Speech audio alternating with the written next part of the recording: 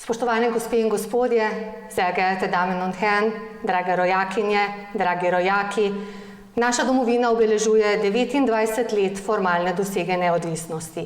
Veseli nas, da praznujemo skupaj, letos nekoliko drugače, a hkrati polni zaupanja, da bomo ob letu ponovno skupaj tudi osebno. Sehr geehrte Damen und Herren, mit dem Nationalfeiertag der Republik Slowenien begehen wir das Gedenken an den 25. Juni 1991, an dem Slowenien auch formell unabhängig wurde. Den Feiertag Sloweniens begehen wir traditionell auch in Bayern und Baden-Württemberg. Leider müssen wir unsere Pläne für das diesjährige persönliche Treffen aufs nächste Jahr verlegen. Anstatt des Beisammenseins haben wir eine virtuelle Ehrung konzipiert. Dieser anleitenden Videobotschaft werden 3 weitere unter dem Motto Skupaj močnejši, gemeinsam stärker folgen. Wir sind sehr dankbar, dass wir zur virtuellen Ehrung den bayerischen Außenminister, Herrn Dr. Florian Herrmann, Leiter der Staatskanzlei, Staatsminister für Bundes- und Europaangelegenheiten und Medien, gewinnen konnten.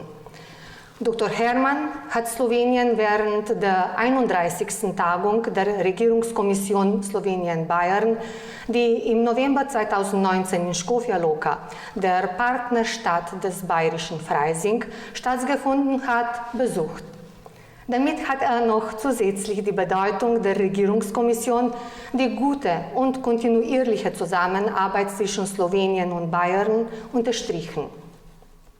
Wir verfolgen bereits die weitere Vertiefung der Zusammenarbeit, die Vorbereitung des baldigen ersten Arbeitstreffens zwischen den slowenischen und bayerischen Außenministern, Herrn Dr. Logar und Herrn Dr. Herrmann, ist bereits im vollen Gange. Wir sind hocherfreut, dass uns in der Vertiefung der Zusammenarbeit zwischen Slowenien und Baden-Württemberg der Honorarkonsul der Republik Slowenien in Stuttgart, Herr Dr. Matthias Karl, ausgiebig unterstützt. Besonders für die diesjährige Ehrung hat er uns eine Videobotschaft aus Tübingen, wo unter anderem der Begründer der slowenischen Schriftsprache, Primož Trubar, tätig war, vorbereitet. Unser gemeinsames Zuhause ist die Europäische Union. In der aktuellen Situation ist ein ambitioniertes Europa, ein Europa, in dem wir erneut unsere Einheit und innere Stärke finden werden, wichtiger denn je. Die Stimme des europäischen Projekts in Bayern ist auch die Europäische Bewegung Bayern e.V. Wir freuen uns sehr, die Grußworte an Slowenien anlässlich des Feiertages von Frau Präsidentin Ulla Rüdenholz zu hören. Die Kultur stellt die weiche Macht der EU dar, die für die Erhaltung der Vielfalt, die das Fundament der EU bildet, extrem wichtig ist. Wir sind glücklich, dass wir für die heutige Ehrung 4 slowenische Künstlerinnen und Künstler gewinnen konnten, die in Bayern und Baden-Württemberg tätig sind. Sie haben zu jeder Videobotschaft eine Vorführung jener Nationalhymne sowie der Hymne der Europäischen Union vorbereitet.